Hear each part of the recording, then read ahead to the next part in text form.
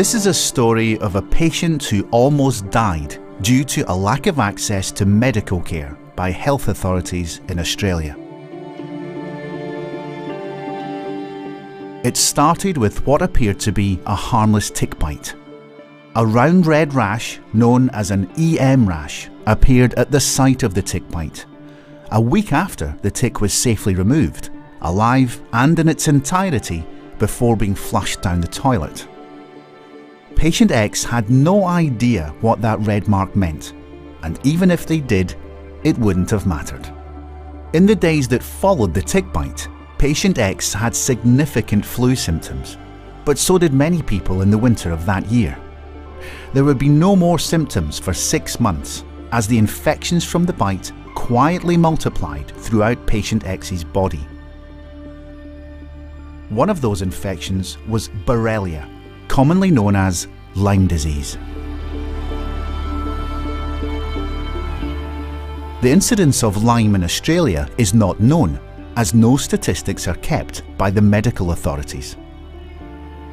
No count equals 0 cases, which means the existence of this potentially fatal infection can be denied.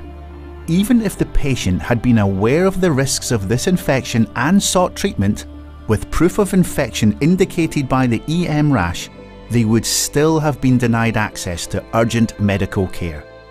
Such is current government policy. Medical authority pressure also prevent doctors from testing for, hence treating, this dangerous infection.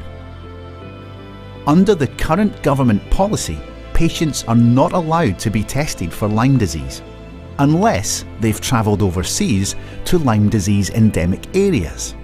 It's a medical merry-go-round. A confirmed Lyme disease diagnosis requires epidemiological evidence, despite the fact they don't count cases in Australia, so we don't have epidemiological evidence recorded. The consequence?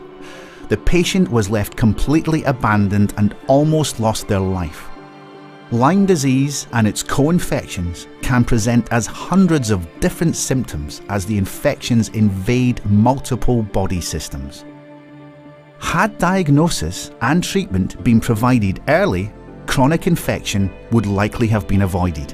Patient X is now not only in a long-term battle against this potentially fatal medically denied illness, but they're also in a battle to be treated fairly under the Charter of Australian Healthcare Rights. Patient X is not alone. This, put simply, is an Australian medical failure.